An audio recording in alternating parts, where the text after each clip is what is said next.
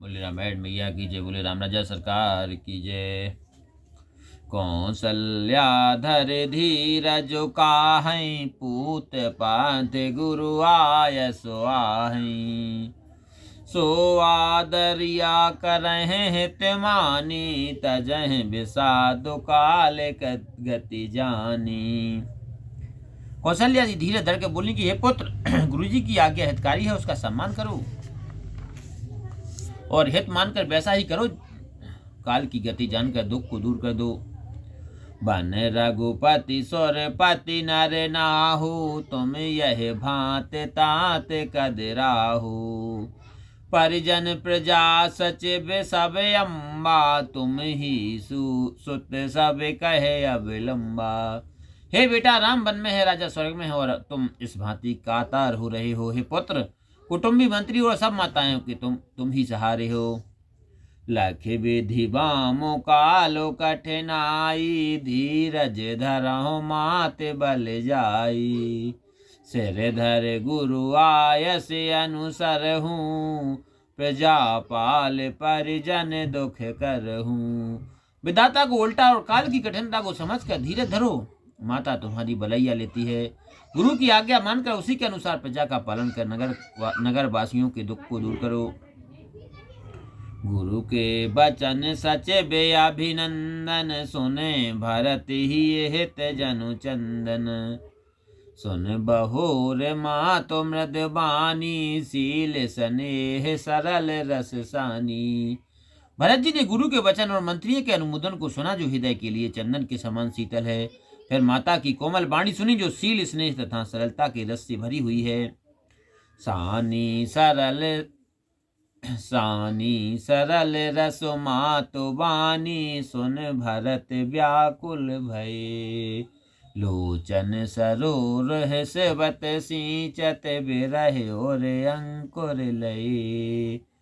सो दशा देखत समय तह, बिसरी सबह सुध देह की।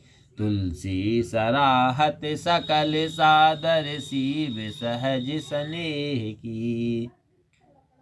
माता की सरलता के रस से भरी हुई वाणी सुनकर भरत जी विकल हो गए। उनके कमल नेत्रों से बहता हुआ जल मानो हृदय की ब्रह रूपी नए पौधों को सींचने लगा। भरत जी की ऐसी दशा देखकर सबको अपनी देह की सुध बुध भूल गई। तुलसीदास जी कहते हैं कि सब लोग उस स्वाभाविक प्रेम की सीमा को सराहने लगे। रामा भरत कमल कर जोर, धीर धुरंधर धीर धर। रामा बचन यमह जन बोर, देते उचित उत्तर समय। धैर्य की धुरी को धारण करने वाले भरत जी धीरे धरकर और कमल स्वरूप हाथों को जोड़कर मानो अमृत से भरे हुए वचनों से सबको उचित उत्तर देते हैं। मोहे उपदेश दीन गुरु नी का, प्रजा सचिव सम्मत सब ही का। माते उचित धर आय सुदीना, बस शीस धर चाहूं कीना। गुरुजी ने मुझको बहुत भला उपदेश दिया, जो प्रजा मंत्री यदि सबसे ही सम्मत है। फिर माताजी ने भी उचित आज्ञा दी है, उसे सिर पर अवश्य धारण करके मैं वैसा ही करना चाहता हूँ। गुरु पित मात स्वामी हित बानी, सुन मन मुदित करहि भल जानी। उचित कियन चत किए विचारु, धर्म जाय सिर पातक भारू। गुरु पिता माता स्वामी और मित्र की वाणी सुनकर उसे अच्छी जानकर प्रसन्न मन से करना चाहिए। उचित अनुचित का विचार करने से धर्म का नाश और सिर पर पापों का बोझ होता है।